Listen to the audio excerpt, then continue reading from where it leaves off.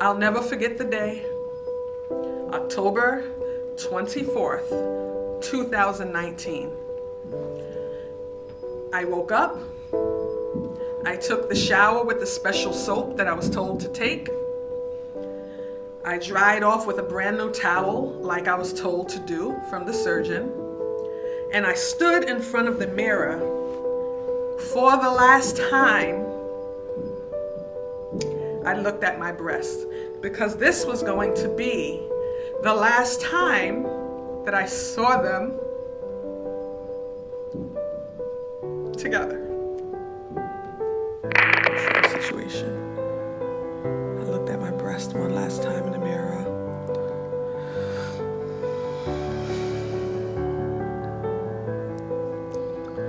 I put them in the bra one more time.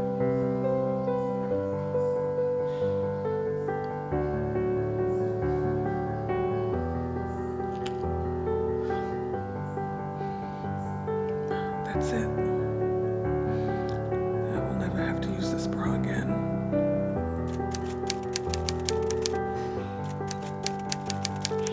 See you on the other side. So I have breast cancer. And the type of breast cancer that I have was invasive ductal carcinoma. It means that the breast cancer had invaded parts of the breast tissue. And for all we knew, it was only in my left breast. Now I had a decision to make. I could have had a lumpectomy, a mastectomy on one side, which is the removal of the breast, or what's called a double mastectomy, which is the removal of both breasts. I didn't even think about it. I knew exactly what I wanted, and it was because I didn't want to have to deal with breast cancer ever again in my life. So I made a decision that many would say was drastic.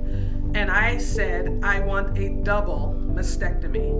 So what is a double mastectomy? Basically what happened was they removed both breasts. And then the plastic surgeon at that time implanted new breast or silicone breast, what we call breast prosthesis. So when I woke up, I still had breasts, but they were not my own. I can't tell you what it feels like to make the decision as a woman to remove your breast, even though you know that one of them could kill you.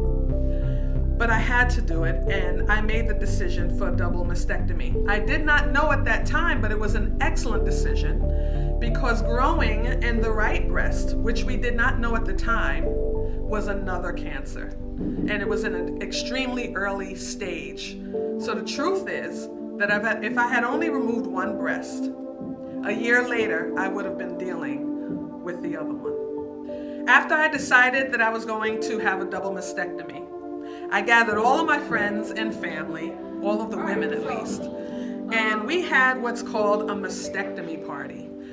And this was my way of rallying my support because I understood that I needed support from all of those that I hold near and dear to my heart.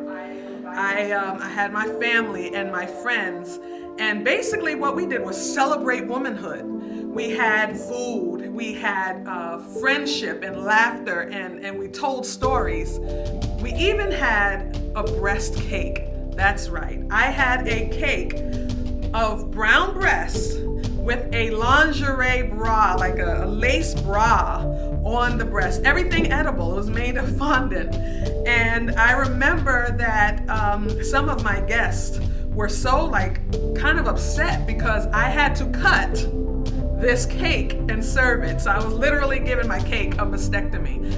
Not everybody thought it was funny, but I needed at that moment to take control of my situation, if that makes sense. It was me saying, I have some control in this decision. This is not just happening to me, but I am a part of this.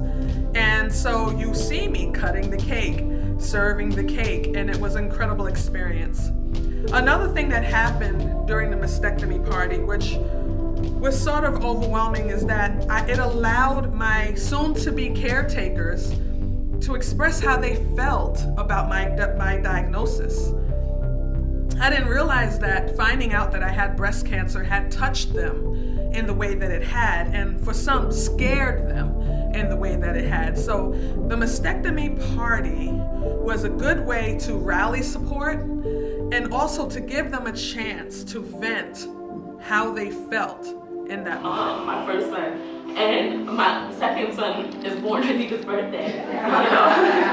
So, like I said, I'm sad, but I'm encouraged. Yes. More fully for people to come into your space and be to you what you usually are to them. Mm-hmm. And then at the same time, there's other times you're saying, I don't know why people think I'm so strong, and they don't just So I just, you know, people think I'm so strong, and sometimes I just need to fall apart. It was hard. It was very hard. My surgeon, Dr. Hiotis, was incredibly gracious. She held my hand. She's also a friend, so she knew what this meant. And she said, I'll see you on the other side. And I went to sleep. Morning, it's post-op day number 1. I had both breast removed, 2 implants placed. Definitely rough at some points during the night and during the day. Lots of pain medicine and muscle relaxers, and I'm walking. There was an initial concern to go back into the right breast because of the swelling. Thank God that didn't happen. It's stable. It doesn't need it.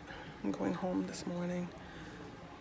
They did find cancer in 2 lymph nodes, so that will mean chemo. There's not a whole lot I can do about it. When I woke up, she was the first face that I saw, and she had a look on her face of apology. And she said, Marilyn, there were lymph nodes. And what that meant was that the breast cancer was not contained to that one spot, but it had traveled into lymph nodes.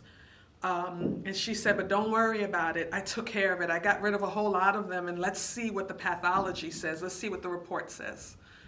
My hopes kind of dashed because all the imaging said I had no positive lymph nodes. So again, this cancer was evasive. So this is what was inside. All of this tubing was inside the breast. So when they pull it out, this is what they're pulling out. Okay.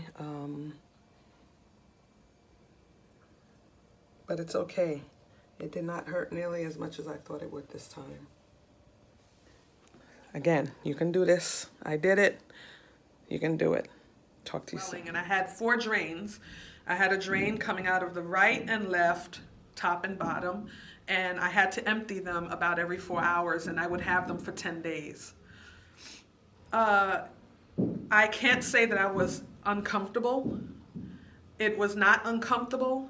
It was just a little scary because I had to wait for that pathology report, knowing that I no longer had at least a stage 2 breast cancer, that it was going to be at least a stage 3. Well, the good news is I had an incredible surgical team. And then after 2 weeks of carrying drains, I was now prepping for chemotherapy. This is the beginning of your journey, right? You now know you have breast cancer. You know that you're going to need surgery. Whether that surgery is a lumpectomy, where they take a part of one breast, or a mastectomy, whether it is unilateral or one-sided or bilateral to both breasts. You have to absorb and understand this part of your journey, and it's not going to feel good. It's going to hurt, but these emotions have to be felt and overcome so that you can prepare yourself for the next part. I promise you that if you just wake up the next morning and if you just endure, just last, you will get through this. It will get better. I promise you that. I did it. Continue pressing into this journey. It's going to get real, but you're going to be strong and you're going to get through it.